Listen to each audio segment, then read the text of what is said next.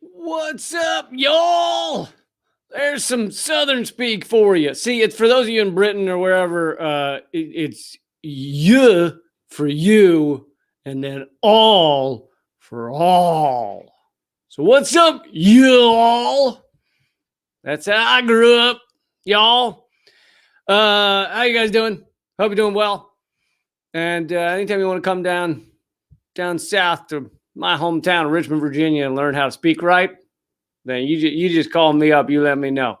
And we'll go down there and we'll learn how to speak right, okay? We'll do it together. It'll be fun. So, yeah, I'm going to go through a few things here. Got some news for you. It kind of shows how, both, I don't want to say both sides because that's acting like they're two separate sides. But I've got some more garbage on the Young Turks, but, I've focused on them enough, so I'm not going to spend too much time on that. But since I did CNN the other day, just kind of grabbed the CNN video and played it and tore it apart and showed you guys how you should listen to every sentence of CNN as if it's been written by a combination of manipulative assholes mixed with idiotic assholes. So if you got like manipulative assholes and idiotic assholes in a room and just forced them to make out hard, then you'd end up with CNN. And it's very similar with Fox News. So I figured since I did CNN the other day, why not grab a Fox News video, not spend a lot of time, because that's kind of my point. I do this a lot. And it's kind of my point is not, look, I found this one video where they said something crazy, because that's easy to do. You can do that with everything. You can probably do that with me, but you'd be wrong. But you can probably do it. You can do that with anything. Find one little moment where something weird was said. But I want to show that you can take any video they make, any CNN, MSNBC, Fox News, often the Young Turks. You can take any video they make and you can tear them apart, and it doesn't need to be some crazy moment where shit went down. So yeah, thank you guys for joining. Please take a second to share this. Please do click the thumbs up on YouTube because it actually does make a difference, sadly, in the algorithm. I wish it didn't. I wish I could say, fuck that juvenile shit with the thumbs up and the thumbs down, but it actually makes a difference. So please click that. And yeah, thanks for joining me. Oh, and if you donate, all those donations go to people who are struggling. If you're struggling and you need a few bucks, and I do mean a few, we don't have thousands of dollars because we're just collecting 5s and 10s usually. But if you need a few bucks and you're really struggling to get by, then we have a little solidarity fund. All the super chat donations go to that. So you can email commoncensored@protonmail.com and let us know. We don't guarantee we'll have enough to get to you, but we're doing our best and we're getting to most people. So yeah, I'm going to do the crazy Young Turks clip, which was a crazy clip, but you'll see why I picked that one. Just shows their hypocrisy, insane hypocrisy. And yeah, so I'm going to get to that in a second. Oh, also something I wanted to mention, because, it's been this ongoing attack on Bitcoin. And for those of you who didn't hear him last week or the other day, I support Bitcoin big time, but I also don't think it's going to change capitalism. I think you've got to change capitalism to change capitalism. You got to fucking throw it out. So I'm not one of these people that's like, it'll fix everything. If you have a rash on your dick, it'll fix that. If your dog is pregnant, got pregnant accidentally and doesn't feel that it is equipped to care for the 9 upcoming puppies, it'll cure that. It'll take out stubborn stains. I don't believe that. I believe Bitcoin's got some positives over our United States dollar. In God we trust little pyramid papers with the little pyramid on the front. I think it's got some benefits over that, which is why I support it. So, yeah, but the reason I brought that up is because some kind of big news on the Bitcoin front, which the mainstream media doesn't really want to talk about. El Salvador announced they will be taking Bitcoin as a nation, like it'll be viewed as legal tender in El Salvador. And Tanzania has announced they're going that way as well. And other countries, it seems, are kind of putting things in place to do that as well. all of this would get over get around the United States central banking cartel, which is pretty big news. And then Tesla has, because I think it shows how Bitcoin's got some growing to do, that anything Elon Musk says can cut its worth in half. That's a problem. Whenever you're counting on Elon Musk for the stability of anything in your life, then it's a problem. It's a problem. But anyway, Tesla announced that they will go back to accepting Bitcoin once something like 50% of the mining sorry, looking at some of the comments, is 50% of the mining is on clean energy. They will go back to accepting Bitcoin, something like that. So yeah, anyway, all of that is big cryptocurrency news. But again, don't devote your life to worrying about cryptocurrency, because then you're ignoring some of the most important shit that's going on in our world. Honestly, if you're focusing only on Bitcoin, bankers will have a heavy hand in Bitcoin. They already do, right? I think the Winklevi twins own half of it to begin with. So it's like they will own a lot of it, and they will control a lot of it. And they will have less control than the U.S. centralized banking cartel, but they will have a lot of control of it. So you have to fucking deal with capitalism. We have to talk about capitalism, which brings us to our first video. This is, so like I said, I did CNN the other day. Figured today was, why not switch to Fox News? I don't cover Fox News as much because in my world, I'm trying to usually, so you got people who are fans of my shit. Hopefully that's most of you. And you guys get it. And then you have people that are at least willing to listen for a few minutes. And that's usually not far right wingers that don't believe science is real, etc.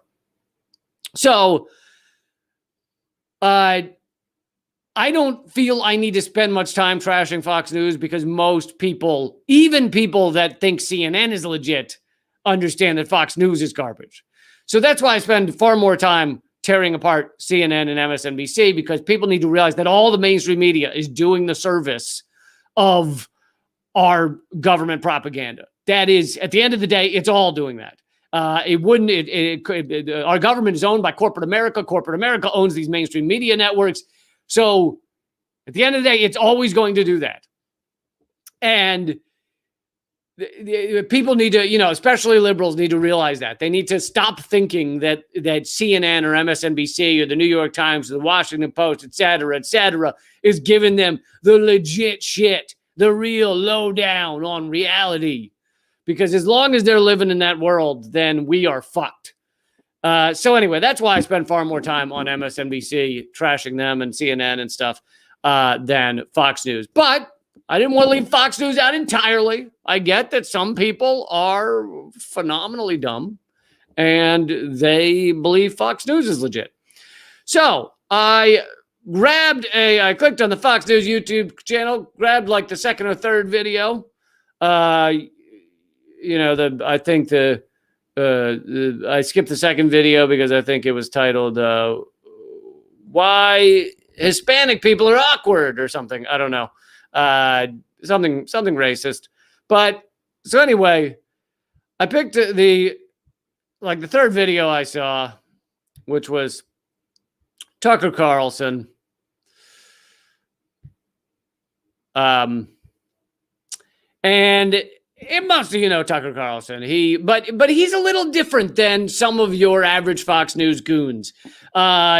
He is totally pro right wing, pro Republicans for the most part, but there's kind of two caveats. One is that he sometimes will be critical of the U.S. military machine, the military industrial complex, because he claims he had some sort of awakening where he was speaking to veterans that are friends of his and realized there was no reason for us to be in Iraq and for U.S. soldiers to die in Iraq and Afghanistan. So something, some little light bulb. I mean, there's a desperate, sad little hamster running around a wheel in his head. All right. So, but that little hamster that was like, that little guy opened one eye and was like, wait, why are these veterans dying in these countries?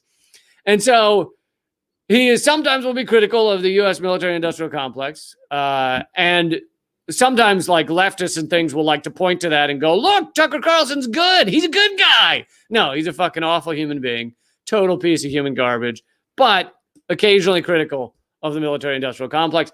The other thing is he has kind of crafted this idea of, and some, several right-wingers have done this, but this idea of like kind of I'm one of you, I'm against the big, powerful bankers too. Even Trump did a lot of that, right? Trump did commercials during his first campaign that said bankers, rule the world, and he was going to stop them. Instead, he gave them a massive tax break. But even Trump figured out, if you come out against the bankers and against the quote unquote rich and against the quote unquote oligarchs, then it looks good to average Americans. They go, oh, this my guy, he's one of us. So Tucker Carlson, multimillionaire, has this little routine about how he, doesn't like the greed and he doesn't like, certain rich people. Now, the multimillionaire thing is like, yes, you should be distrustful of him because he's a multi-millionaire. But the other thing is like, if we're going to live in a society where there are multi-millionaires, which we shouldn't, but right now we're in that, then I would rather some of them be speaking up for people who are not multimillionaires. So I don't want to just say, oh, fuck you for being millionaire. And I'd rather there be millionaires that actually speak about this shit. So I don't really mind that he does that. But ultimately, we should get to a world where there are not multi. Did I mention multi-millionaires? Oh shit, you know what? I gotta stop this because I realized I didn't share the audio of the video. But so let's go through just a few minutes of this Tucker Carlson breaking it down, revealing the truth to you. Thank God he's here. Have you tried to buy a house recently in this country? Suddenly prices are, and not just in the places where you'd think. Sorry. Prices are out of control, and not just in the places where you'd think they would be. Texas, Florida, people moving out of failing states into thriving states. They're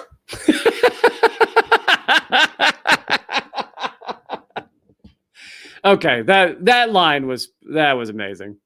He thinks everyone is moving into Texas and Florida because those are the only thriving states, as if there aren't millions upon millions more people in New York City than in whatever fucking Tampa, Florida. Furthermore, unless you're a true moron, you understand that Florida is quite steadily going underwater. Florida, we're not going to know Florida in 25 years. So I'm not saying people aren't moving there. I don't know what their numbers are. Maybe their numbers are increasing. But the idea that everyone's just running down to Florida because everything's going great there. Yeah, right. Florida also has a lot of very poor people because, of course, they have immense inequality. They, don't treat their workers right, like many states, but there's some are better than others. Same with Texas. But also, Florida has had horrible red tide incidents where the beaches are, stink. Like people can't go to the beaches because they're toxic and they reek. And the reason for that is because Florida has gutted their agricultural regulations so that big ag is dumping all kinds of chemicals and shit into the waters that allows red tide to happen. So you have news reports in Florida. The last big one was, I don't remember, a year and a half ago or something. But I think, because I covered it back when it happened, but maybe there's been more since then. I'm just saying there was a big one then. And so you have like weather reports where they go, hey, everybody in Tampa, don't go down to the beach because you might get very sick. And don't get near all the dead fish that are washing up on the beaches because you might get very sick. And also, if you live near the beaches there, just close your windows and wear, some sort of gas mask because it is not good out. So, yeah, everybody. Run down to Florida. Sounds like a blast. Anyway, that was Tucker throwing in his brilliant observation. You'd think they would be. Texas, Florida, people moving out of failing states into thriving states. They're up everywhere. They're up in San Jose, California, which is already way overvalued for like 20 years, but they're still going up. Homes are going for a lot above asking price. Can't you see the little hamster in his head just trying to figure it out? Like, why are homes expensive? No understanding. Because apparently Tucker Carlson has never read a book on economics or capitalism or any understanding of why home prices might steadily go up everywhere. With his New York City office shut due to the pandemic and looking for more space for his family, in the summer of 2020, Justin Goldberg and his wife Jessica put their 3-bedroom Bloomfield, New Jersey home on the market. The house listed for $399,000 with multiple 6-figure offers over the asking price. The house sold for $542,000, over $140,000 more than what the couple was asking for. But the family then found themselves struggling to find a new home. With little inventory on the market, the couple signed a 1-year lease on a rental, and on the advice from their realtor, they then modified their house search from looking for a move-in ready home to a fixer-upper. Well, that is happening everywhere. Look at his concerned face. Poor Tucker. He's really concerned for you out there, even though he just sold his mansion in DC for whatever it was. I don't know, 2 or 5 million or whatever the fuck it was. But you can tell by the furrowed brow, he's very concerned for you out there who can't afford a home. And he's trying in this entire segment, a spoiler alert, he will never say the word capitalism, of course. And he's trying to figure out why it is that these homes would sell for these astronomical prices. And furthermore, you've got to figure that this house that they gave in the example there, when it sold for, $500,000, you got to assume that this is a rather rich person or people, and we'll get more into that in a second, that bought this. And so you might want to talk about inequality in this country, right? Like the fact that there are people that are able to buy these homes for $500,000, for $150,000 over the asking price in New Jersey, no less. Sorry, New Jersey. Just had to get a little kick there. And by the way, I live in DC. You're welcome to hit DC. You can fucking insult the shit out of DC because I'm not going to defend it. But so you got to also talk about massive inequality. The fact that there are these, millionaires, billionaires who can buy up these homes. But anyway, he of course doesn't get into inequality, but he does get into something here in a second. It doesn't seem normal. There's been a lot of moving within this country, but we're not watching a conventional housing market. There's something else going on. And in fact, there is. The Wall Street Journal in a recent piece found that private equity firms like BlackRock are purchasing entire neighborhoods of single-family homes and turning them into rentals. In Houston, for example, big investors are now accounting for a quarter of home purchases. What does this mean for the country? Pedro Gonzalez is associate editor. Okay, before he brings in other dude. So he's talking about these massive private equity groups like BlackRock buying up all these homes. Because to them, you know, a $500,000 house is, it's literally like the cost of a parking ticket. I mean, BlackRock is one of the largest private investment groups in the world. You know, I can't remember the amount of money they oversee, but it may be upwards towards $1 trillion. But so to them, buying up these homes is nothing. And they see an investment opportunity, either hold the home until you sell it for more, or turn it into, as he says, rental properties. So this is kind of the quintessential example of, in terms of housing, of where capitalism goes, the gravity of capitalism. Capitalism will always ultimately allow people to get outrageously rich, to get insanely fucking rich, while others suffer. There's been a massive wealth transfer of trillions of dollars from the bottom 50% to the top 0.1% over the past 40 years. And as they get immensely wealthy, and as the people in the bottom 50% get poorer, those immensely wealthy realize they can buy up pretty much everything, right? You have corporations buying up our water, buying up the land. You have Bill Gates being the largest owner of farmland in the country, okay? Owning hundreds of thousands of acres, maybe it's in the millions of acres of farmland. And just because he can. I mean, he said in his Reddit AMA, he was asked about buying up the farmland and whether it had to do with his concern for climate change. And he said, "Oh no, that was just a recommendation of my my investment group." Basically, like, no, I'm just buying it up because I feel I can make more money by buying up all this farmland.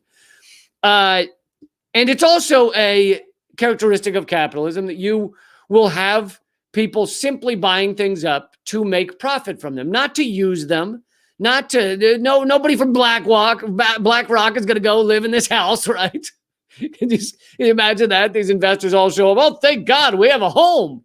We got a home, guys. We did it. They all pull up in their Ferraris. Some of them driving 2 Ferraris, got their arm out the window, just driving the second one with a bungee cord to the steering wheel or go-go gadget arms of some sort. Yeah, they pull up in their Ferraris and they're like, thank goodness we finally got a home, guys. I can't believe it. We did it. It's got a deck too. No, they're not using these things. But this is every commodity, anything that can be bought and sold in capitalism. And the you know, as capitalism goes along, it gets more and more unfettered, usually speaking, except, you know, occasionally there's something that pushes that back a little, but eventually it is a, you know, slow process in terms of a human life, but a very quick process in terms of, you know, the arc of history. The regulations slowly get thrown off, and anything that can be bought and sold will be bought and sold, and it will not necessarily even be used. You know, Nestle buys up all the water rights so that they can sell the water to people. So that's an example of them buying it up. And often, you know, like the example in Michigan is they bought water rights for $200 a year. Millions of gallons of fresh water they're stealing for $200 a year. I mean, they fucking wipe their ass with $200. The exec wipes his ass with $200. It means nothing to him. It is the equivalent of saying to me or you, I will sell all of our water rights for a penny. Like, if you compare it to the amount of wealth they have, that's what it is. Here are the water rights, give me a penny. And so they buy it and they actually sell it to people. But imagine, and this, you know, goes on all the time, they could buy up water and just hold the water rights until someone buys them for more. So that's an example of buying up these commodities and not even using them, not even using houses, not even using land. Bill Gates is not farming that land. I can almost promise you, Bill Gates is not out on that land right now. Now, there are some theories as to conniving awful shit that he plans to do with that farmland, but still, point is, at the moment, Bill Gates not farming the land, okay? And so they buy up these things and they wait until they're worth more and then they sell them. And that is kind of, it's like the quintessential example of a fucking awful reality of capitalism. I mean, even if BlackRock was not buying up all these homes and it was just a rich individual who owned 3 homes and never used 2 of them, and they just sat there, which of course goes on across the entire United States at different times, it depends on which year you're talking about. But right after the housing crisis, there were 6 empty homes in America for every homeless person. Nowadays, it might be 3, but it varies. Then if you count other types of living spaces like apartments and empty office buildings, then every homeless person could probably have their own fucking office building. I mean, every homeless person could have their own WeWork. Let's be honest. They could have their own Radio Shack that's been boarded up. We could give every homeless person a fucking Macy's at this point. So there are, and all of the resources will be bought up and then will be sold for more. And this is how this fucking awful system works. This is how it fucking works. And yet people like Tucker Carlson, their goal is to go on TV and furrow their brow and go, oh, what's going on here? And play the dumb guy role. I don't know how dumb he is. I mean, he seems relatively dumb, but I think he's smarter than he lets on. I don't know that he actually understands capitalism, but he's smarter than he lets on. But he'll furrow his brow and go, BlackRock's buying up these homes. I don't like it. And it is not cool of them. And he'll act like what needs to be done is that BlackRock just shouldn't do this. They will never act like there should be a different system, a better system used, like better economic system. They will just go, and Tucker Carlson is not the only one, but they'll just go, this is not nice of BlackRock. Excuse me. Tough to do that Southern accent. Whew, Southern accent takes it out of me. But sometimes you'll even see this from kind of like leftist or, left-leaning, independent journalists that they just won't dig deep enough. So they'll do a report on how BlackRock is fucking buying up all these homes. Hell, I'm not, maybe even I've done it, but because you don't always have time on Redacted Tonight or something to get to the heart of these things. But I try to always at least mention the core meaning of this shit by the end of the segment. But they'll do a segment on, or an article on BlackRock buying up all these homes. And New York Times does it all the time, right? BlackRock investment group buying up all these homes. They're just buying them up and they use them as rental properties so people can't afford homes and housing prices are crazy. And they'll never say the word capitalism. They'll never say this is how the system works. They'll never say maybe there could be a better system.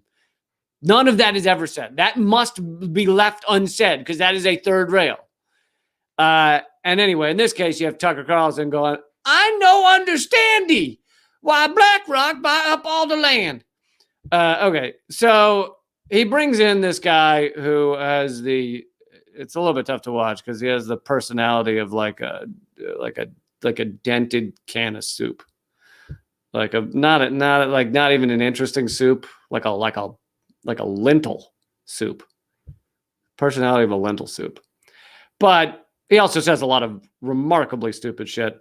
So, editor at Chronicles, we're happy to have him on tonight to assess this. Pedro, thanks so much for coming on. So what you're seeing here, the big picture, is the bedrock of American democracy was always independence. The burger class, people own their own homes, mow their own lawns. They own something. They're vested in the country. And that is changing. And we're becoming, at high speed, a nation of renters.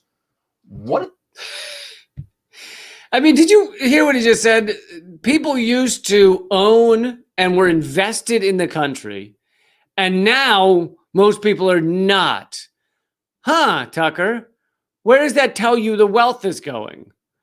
Is the wealth being extracted to a tiny number of individuals so that people no longer own their own homes and things like that? Furthermore, he's doing the thing that Republicans love to do where they go, if only we were back in the 1950s. And they like to pretend that, America was fucking awful for a lot of people in the 1950s, such as black people who didn't have civil rights yet. And so, that is not that's the experience of wealthy or middle-class white people. It's not the experience of a large swath of Americans. We're not like in the 1950s, living easy, living pretty. But Republicans, especially white Republicans, but I guess all Republicans maybe, love to go, if things were back and leave it to beaver times, everything would be delightful because we'd have segregated schools again. What are the implications of this? Well, look, Eisenhower said in his farewell address that you and I and our government must avoid the impulse to live only for today, to plunder for our own convenience and ease the precious resources of tomorrow. Plunder. So did I lie to you? Personality of a can of soup. But I love how he mentions Eisenhower's farewell address, which is most often mentioned because of the kind of amazing things that Eisenhower said about the military-industrial complex. He said we had to beware that it was going to take over. And sure enough, here we are. And that's a former general, Eisenhower, saying that. And that's why that speech is always mentioned. Like that, every time I've ever heard Eisenhower's farewell address mentioned, it's because of that. But here you are on Fox News. They don't care about the whole military-industrial complex portion of Eisenhower's speech.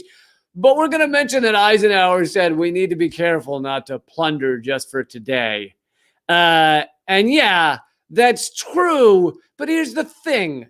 Human beings, if we're raised in a culture where we share and are cooperative and work together on things, then we tend to act that way. But if we're raised in a culture and an economic system, a socioeconomic system, where the goal is to get as much things and consume as many things and buy large things and buy shiny things on wheels, then we will do that. It's almost as if we're a product of our socioeconomic upbringing. So just to say, hey, everybody, just want to make an announcement. Everybody beware. Don't plunder for today. Okay? Hey, I'm talking to you all. Could you do not plunder just for today? No, did you hear me? Is this thing on? Guys, don't plunder just for today. Like we could just say that. And then America would go, okay, hey, everybody, did you hear the guy? He said, don't plunder just for today. And guess what? Who's most capable to do all of that plundering?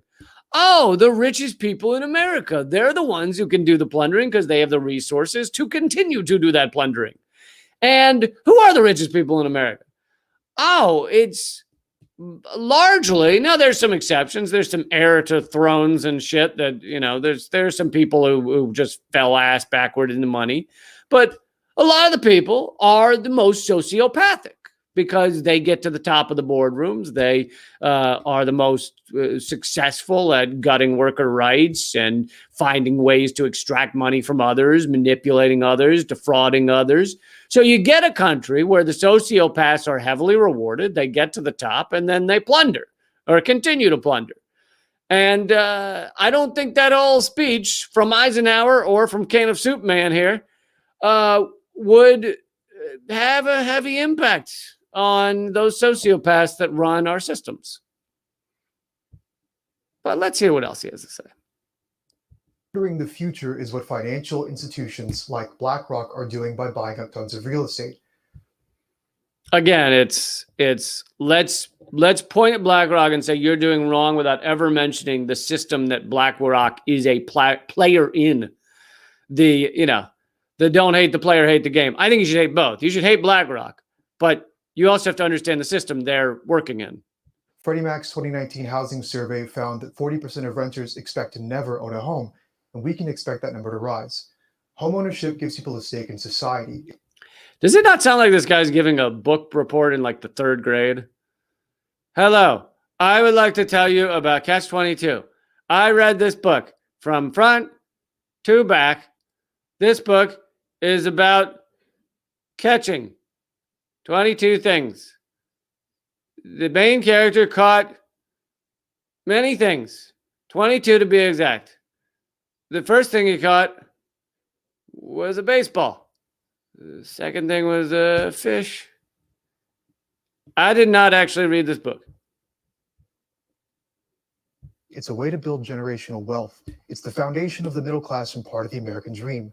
And I love they talk about generational wealth, yet these are the same people on Fox News who will not criticize the actual policies that have allowed the immense transfer of wealth from the average and working class and middle class Americans to the tiny handful of 1%ers. They won't criticize those policies. They support them, right? Even just Trump's tax breaks for the rich, right? Which he forced through while he was in office. I think it's the only thing he actually did with Congress, with congressional approval. I'm sure Tucker Carlson and this guy here at Can of Soup Man were probably fucking celebrating, right? Hey, cut taxes on the rich. Well, what does that do? That creates a giant wealth transfer. And you end up with people who can't afford homes and people who can buy 47 homes and wait for the price to go up. But these guys won't criticize that. They just criticize BlackRock. permanent capital is now robbing Americans of that dream, singing, "You'll own nothing and be happy." They're killing the dream and giving us a nightmare of dispossession. And they're doing this to underwrite pensions and pad bottom lines by raising housing prices, gobbling up single-family homes, and fueling another speculative investor-driven home price bubble that... Oh, fueling a speculative bubble. Huh. Does that sound like how the stock market always works to you? Does that sound like something that happens again and again and again? Because the stock market is a Ponzi scheme in a capitalist system, and it just keeps functioning in the exact same way that it always functions, which is to inflate a bubble and then collapse and then destroy millions of people's lives. But the rich, who are actually the ones that are in the stock market, that are actually making the trades, that are actually enriching themselves from the stock market, those people never seem to suffer from those collapses. They know how to get out, when to get out, and they're going to, even if they lose some money, they're still rich at the end of it. And for the largest examples, our government actually bails them out. So it sounds like the way the system is meant to work, right? That's not an exception. That's the rule. That's how it always goes. But no, we won't mention any of that. If and when it bursts, the same people they priced out of homes will end up subsidizing the bailout. And by the way, many of these same institutions... They did mention the bailout, which was something that I mentioned, but they won't mention the fact that this is how the stock market is meant to work, right? Because if they did, then they would be yelling, let's get rid of the stock market. They'd be yelling, the stock market's a Ponzi scheme. They'd be yelling, this enriches a tiny number of individuals, and so therefore is not a useful machine. It's also not a useful machine to tell the health of a society. The stock market goes up when people are suffering the most often.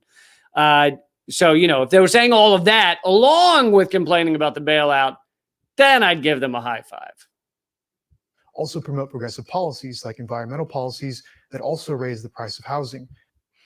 I love this. This is when he gets into his, we can't just criticize BlackRock and the bailouts. We have to let's just throw in a wish list, a right-wing wish list of other things we like to blame.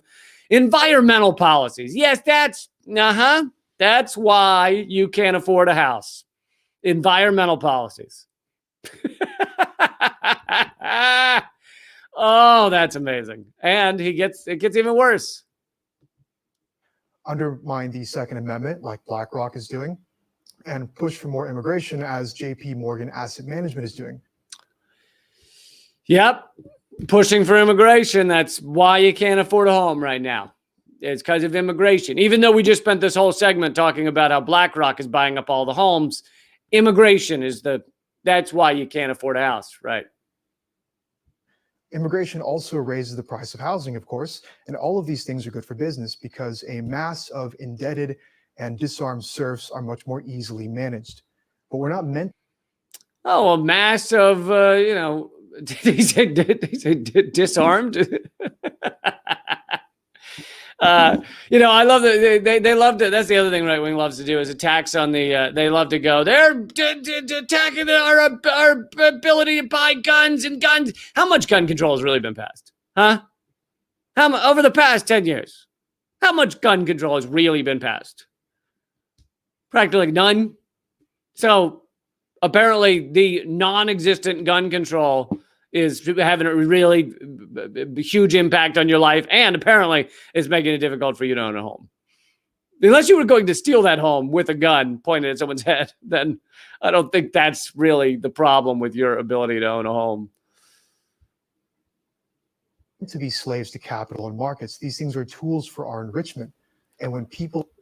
Tools for our enrichment. Yes. We don't want to be slaves to capital because me here and, what was his name? Pedro and Tucker Carlson, we don't understand capitalism. So we're going to pretend that we're just mad at, immigrants in BlackRock. And society turn them like knives against the rest of society. We have a right and, in fact, an obligation to fight back and call it what it is. Selfish, destructive greed cutting at the heart of America. Selfish, destructive greed. Yes. And what facilitates that greed? What allows those who are greedy to run the fucking society? What promotes those who are greedy, those who are sociopaths who put profit over all else to be in charge of things? It is fucking capitalism. But they can't notice that, right? Tucker and Can of Soup guy can't say that. They have to just say this guy, this individual or that individual or this company, BlackRock, they're being greedy, right? It was like Donald Trump when he would call out some company. Remember once he said Boeing is being greedy, and was the one that makes the air conditioner, Carrier is being greedy. How dare they? And yet, why have those companies existed all these years? Why are they at the top of their industries? Because they're fucking greedy in a system that is meant to fucking celebrate greed. We live in a socioeconomic system where greed rules all. Profit is the only consideration that matters. And until you change that socioeconomic system, these people, these fucking assholes, will always rule over it. And they will always buy up everything they can and find ways to profit off it. But none of that can be said by Tucker and Can of Soup. Man, I'm going to print that out. Because everything about that was true. Tucker loved it. He's gonna print it out and put it on a t-shirt and wear it around the house. And too rarely said. Pedro Gonzalez, thank you for your clarity. I appreciate it. Thank you, Pedro, for all of your lies, which apparently lies and bullshit. It's like bullshit and idiocy. Like I said at the beginning, mixed together. Thank you for all the bullshit and idiocy, and I'm gonna print it out, and put it on a t-shirt, and that was extraordinary. Appreciate it. Thanks so much for having me. Okay, well, that was Tucker Carlson. Sorry it took 43 minutes to go through that 3-minute clip. But this is what I find when I do these things, and I'm going to get to. I won't spend 43 minutes on it, but I'm going to get to the hypocrisy of the Young Turks here in a second. But that's what I find when I, like I keep saying, I click on the second or third video of the Fox News timeline, and it takes 43 minutes to tear apart a 3-minute video, maybe a 5-minute video. And of course, I didn't get to all of it. I can't get to all of it. But if you were to watch these things, and let's be honest, like, I know it's easy for you and me to go, oh, Fox News is fucking a bunch of morons. But if you think about the fact that millions of people across this country watch this and view it as gospel, they view it as the smartest people they have ever seen. They view it as totally legit and wonderful and just, yes, nailed it. And you're indoctrinating millions of people into this garbage. And this is the way, if you ever have to watch this stuff, this is the way you have to watch it. You have to watch 3 minutes and tear it apart for 43 minutes. All right. I want to get into a bit of, like I said, I'm not going to focus on it too long because, talking about the Young Turks is fucking sad that they even take up any time. But, and by the way, something else I want to say about the Young Turks before I get into it. So, if you watch my previous videos, or one, I think I did them on one or two of them recently. There's a big fight. Young Turks are, Cenk and Anna Kasparian were trashing Aaron Mate. Aaron Mate, an excellent journalist, but they were trashing him specifically on claiming that he defends dictators and defends chemical attacks, which is utter horseshit. Aaron Mate has done impressive work on revealing the truth about the so-called chemical attacks in Duma and elsewhere in Syria. And of course, it was standard U.S. propaganda. Honestly, it's not a surprise. There's been 4 OPCW whistleblowers that have come forward and said that, there were no chemical attacks. It was staged. And it was staged in order to get continued U.S. presence in Syria. And the U.S., we all know, has funded and propped up Al-Qaeda and Al-Qaeda offshoots like Al-Nusra in Syria. And they continue to do this to some degree. But so basically Al-Qaeda is funding, arming essentially Al-Qaeda in Syria in order to continue the war there, even though they've lost, the U.S. has lost the war in Syria, but the U.S. is also putting gut-wrenching sanctions on Syria, which the Young Turks don't want to talk about, I guess, that are, killing people, causing people to go without power, causing people to die of starvation and die because they can't get the medicine they need. Anyway, Aaron Mate done great work on this. The Gray Zone done great work on this. The Young Turks, as I said in the previous video, have become just basically just MSNBC on YouTube, which I don't understand. I don't even if you're just a kind of garbage news service that's just looking for clicks, which a lot of these ones are. Why would that be your model? We're going to give you MSNBC, but on YouTube, because MSNBC is also on YouTube, so you could go watch them. But we're doing it over here on this YouTube channel. It's like, if you're going to be a YouTube show, wouldn't you want to be something other than MSNBC, which they were for a long time, right? That was kind of the Young Turks model, was we are left of MSNBC, was essentially it. But now they took $20 million of Clinton machine cash, and now they do MSNBC. And so I glanced at their channel because I don't, I see clips from them here and there, but I don't really know what their day-to-day is, because God forbid I spend my day-to-day on that. And I looked down their list of videos, and it's like 70% of them are videos about Trump. And I'm not saying there can't be an occasional story about how Trump's attorneys don't think that he's in trouble or whatever. Trump gave a speech and not as many people showed up, or like whatever. But Trump's out of office, right? So there's that. Trump's a fucking idiot. So there's that. We all know that. Like, we don't need more articles to tell us that.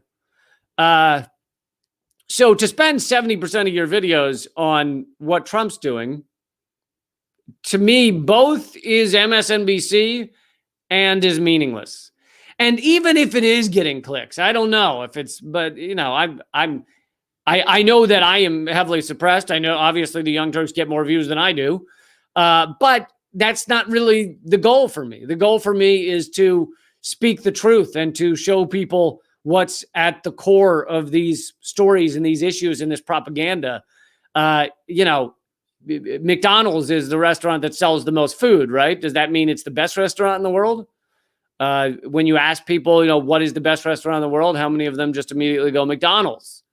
Well, it seems to me like if you look down the Young Turks list of videos, that they are now the McDonald's of Trump videos, I guess. Anyway, that's kind of a smaller side point. But so this video came out, which I didn't mention this on the last discussion of this topic because I didn't know about it. It's pretty mind blowing.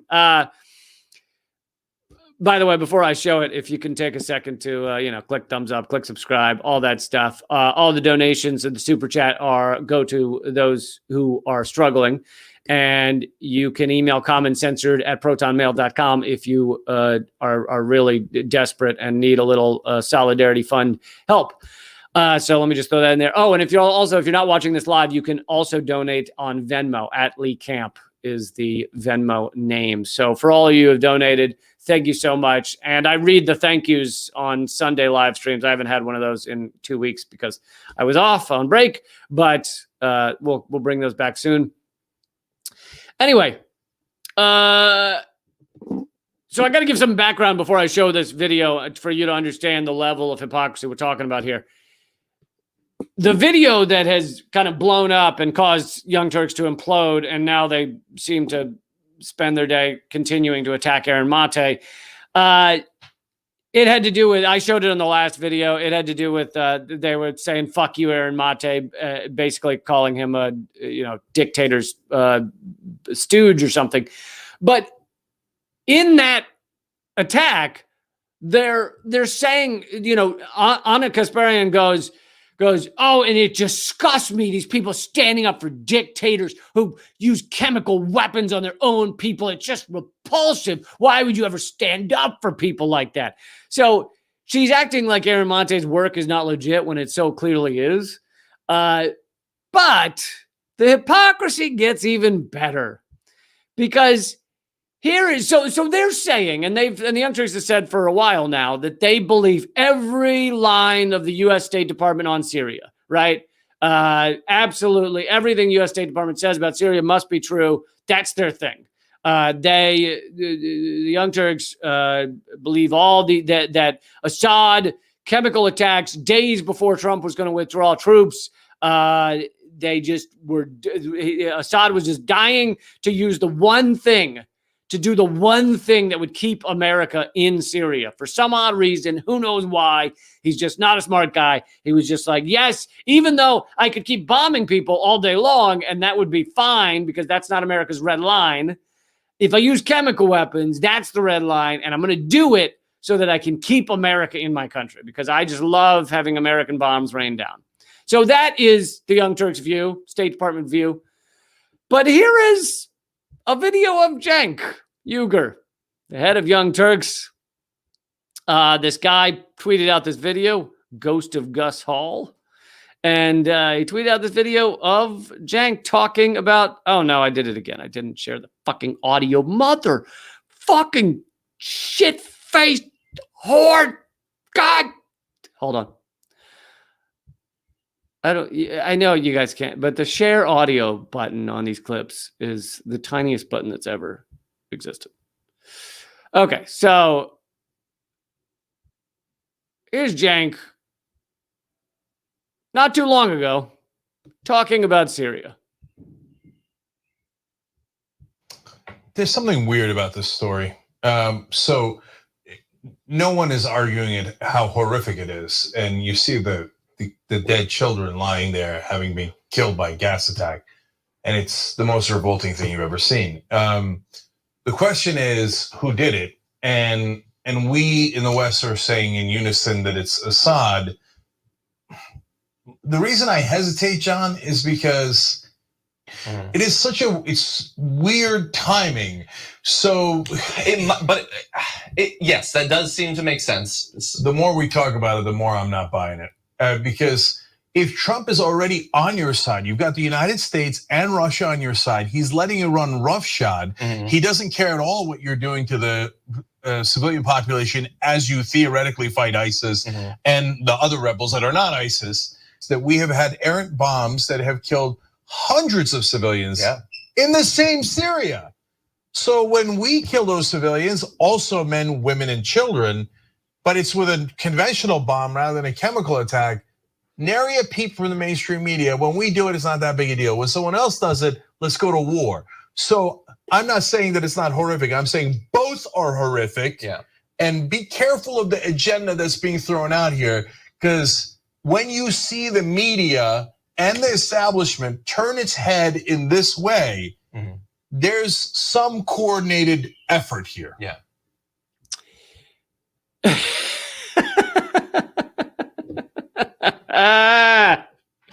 So there is Cenk a couple years ago saying exactly the same thing as Aaron Mate, except that Aaron Mate is an investigative journalist and has actually gone to the trouble of revealing the details of how this was bullshit and spoken with 4 OPCW whistleblowers who have come forward to say it was bullshit and that the reports were doctored and altered. And so Cenk was right 2 years ago, whenever that was, 2.5 years ago. And yet now he's reversed. He's gone in line with the fucking State Department talking points. And he's spending his time saying fuck you to the journalists who actually revealed the details of what he was talking about himself a couple years ago. I mean, that shift is mind-blowing. And the only conclusion you come to is either he is just a world-class moron, or that $20 million from the Clinton machine has had quite an impact and has, completely changed his take on Syria. So much so that he's not even just backing off and going, listen, maybe I was wrong, blah, blah, blah. He's going, fuck you to anybody who dares reveal that truth that I was thinking about and speaking about 2 years ago. I mean, that is an amazing shift. Amazing shift. Because I always love to say, if people want to criticize, the fact that I have redacted a night on RT or whatever, just compare my viewpoints now in my show, which I write and no one tells me what to say. Compare my viewpoints now with my viewpoints when I was just a YouTube show. When Moment of Clarity was just a YouTube show, Redacted at Night didn't exist. I didn't work for anybody. I didn't have a TV show. Compare my viewpoints. They're fucking identical. Nothing has changed in me. I've not been told what to say. I've not shifted. If I've shifted on any viewpoint, and I can't think of any that I have, I think I have a better, deeper understanding on things. So there might be that. You might say, oh, Lee, you talk more about capitalism now than you used to. That could be true because I have a deeper understanding of things. But in terms of pulling a 180 on any topic, I would be fascinated to see that clip because I don't know that it's out there. I can't imagine it's out there. And if it is, it must be some small little issue that I failed to research correctly. And, but I don't know. I can't even think of having ever done that, because in order to have a shift that large on something that pivotal, such as our involvement in Syria, you either have to run around going, wow, was I wrong? Oh my God, I finally read a book and I was wrong. Or you took a lot of money and someone got in your ear. Or got in your rear. Tough to say which happened in this case. But, I mean, what a level of hypocrisy. Just unbelievable. And that's what that older Cenk from 2-3 years ago, that's the Young Turks that I think some people liked. They liked the Young Turks that was like, hey, whoa, let's not buy in to every goddamn thing that your government tells you. Let's not buy into every goddamn thing that MSNBC tells you. Let's look at it skeptically and go, hey, yes, I may hate Trump, but is it true he colluded with Russia? Is it true? Like, what evidence do we have that Russia is the one that rigged our election because of 4 Facebook images of Bernie Sanders wearing a Speedo? What evidence do we have? And like, I'm not saying they did that, but I'm just saying the idea of being skeptical about these WMD-esque stories that come out from our media. But the Young Turks, over the past several years, has done the reverse. They're full on in Russiagate. They're full on in Syria chemical attacks, full on a lot of those issues. And it's like, well, I could get that from MSNBC. If I wanted that garbage, I know where to turn. I don't need to turn to the YouTube show.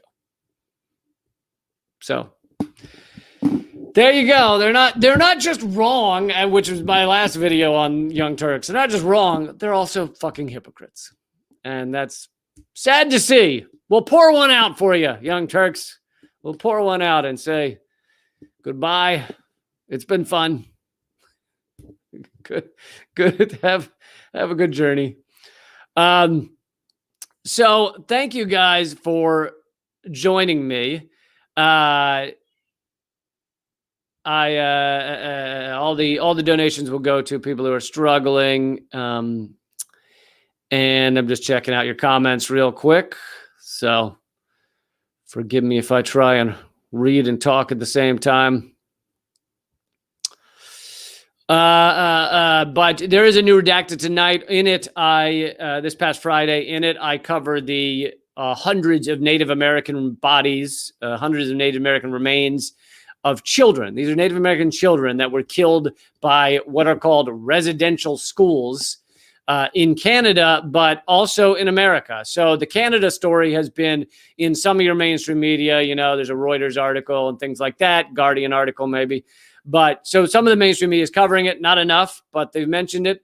But it was done in America too. And there are mass graves in America too. And in the United States. And I cover both of them, both Canada and the United States. And you can get that at leecamp.com. Highly recommend you check out that story. And that is the show. Please take a second to subscribe and to share this and to text the word redacted. If you're in the United States, text the word redacted to 33777. Gets you signed up to our free email list. And the only thing I have that supports my stuff, like my podcast and everything, is liberapay.com/LeeCamp. All these donations on Super Chat and everything else, those are all redonated to people who are struggling. I'm just the middleman who doesn't take a cut on those. And but the one thing I do have is liberapay.com/LeeCamp. It's kind of like Patreon, but Patreon completely fucked me. So now I'm over there.